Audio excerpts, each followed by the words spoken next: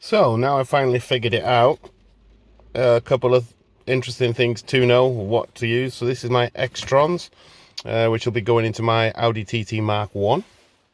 As you can see, I've already pulled the wires out, but we'll come back to that in a minute. So let's take a look at this.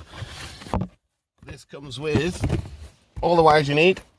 And again, I'll come back to those and run through those in a bit.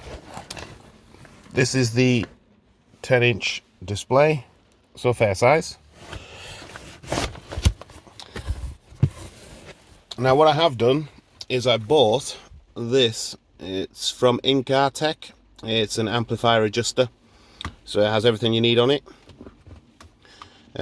You'll see there where I was trying to connect the amp like a silly boy, so I'll get a block connector and sort that out at a later stage, but just basically to show you that it literally plugs in to the original harness like that there. This goes into here, and then this is ready for your aftermarket system. So the problem I was having was I was connecting the new device, it was switching on, but there wasn't any sound, and I noticed that there wasn't any videos or anything on that in terms of aftermarket single DIN Android systems. So managed to do a bit more research. I spent 3 days trying to figure it out. So in the end, the MK1 system comes with an ariel amplifier. Now this is the Xtrons lead that goes into the back of the unit. It has marked ANT for antenna, so eventually I figured out that plugs into there, so I've just shoved that in so it's tight. But of course, you know, you can do whatever you want with it. I was thinking of chopping it and maybe soldering it, or maybe putting a block connector on it, but that seems snug enough in there. Going back to what I mentioned before here, where I was trying to find the power supply for the amplifier, so I tried to tap into that with something else and it just got a bit silly. So went back inside, stressed out, and then I looked at the instructions for the Xtron again, and it said you need to connect the amplifier.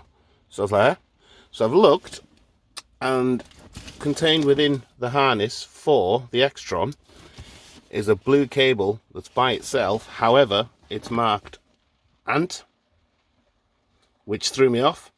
So I stripped the wire, wrapped it around this connecting port for the back of the Xtron, which there says AMP Con. I don't know if you can see that. AMP Con, yeah. So I loosely put it on just to see if it made a difference, and it did. So I've since soldered the wire, I don't know if you can see that there, and then put the plastic cover over it, so that is completely nice and tight now. So I'll come back to you shortly and I'll get it plugged up. The other thing to point out is this was connected to the CD changer box. So I was trying to get this plugged into the new system and trying a whole variation of ports into this and that and all the rest of it, and it just doesn't make any sense. So after looking at it, I literally don't need that.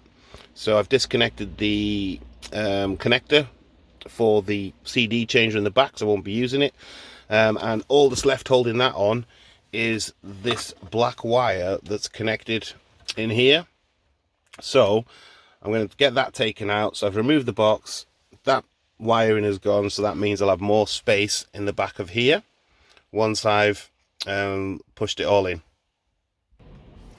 So that wire I showed you before actually snapped, so I've just soldered it for now, and I'll do a better job with the block connector.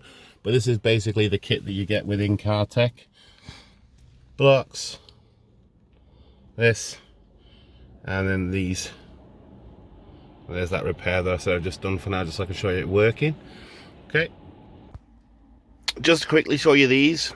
So one of these is a 4G antenna, and one of them is for the DAB. So what I've done is I've put one on the inside up on the ceiling, and the 4G one, which is a little bit bulky, but again, you'll actually see it within the kit anyway. I'll put a link on it so you can see what it looks like.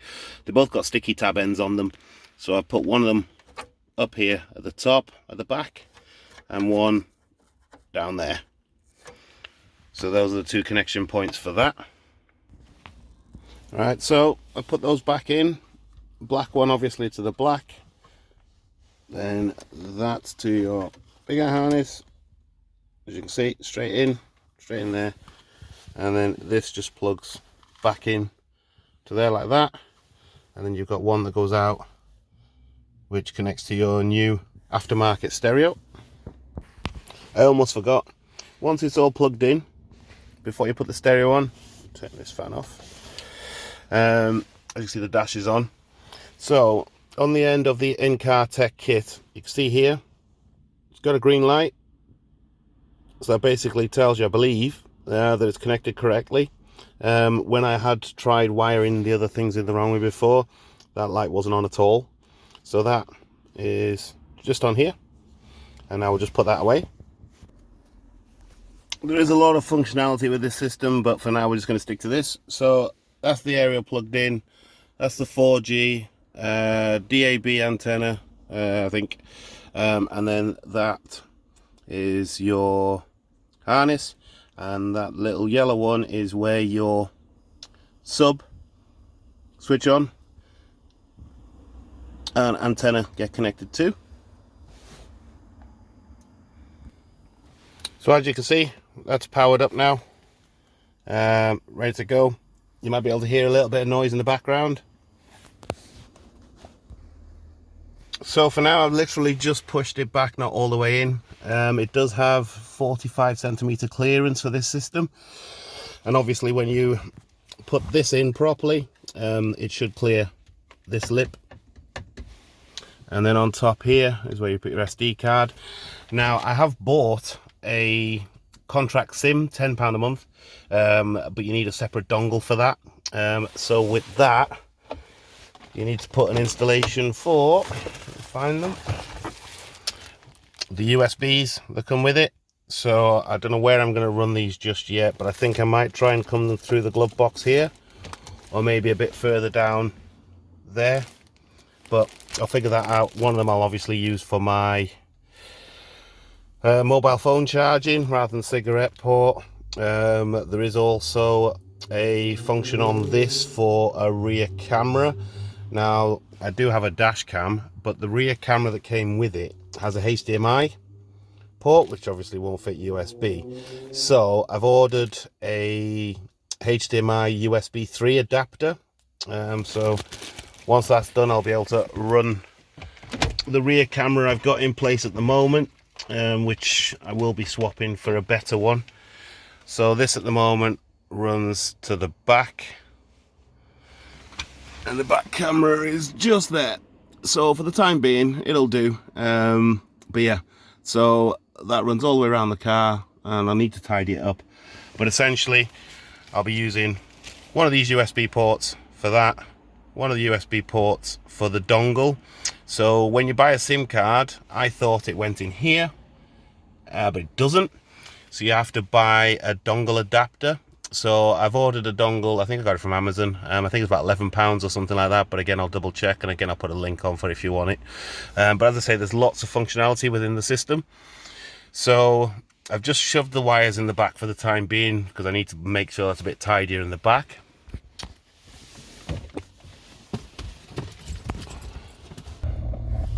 So yeah, so I said before 45cm, it's not 4.5cm, my bad. Right, so as you can see, it's working. Press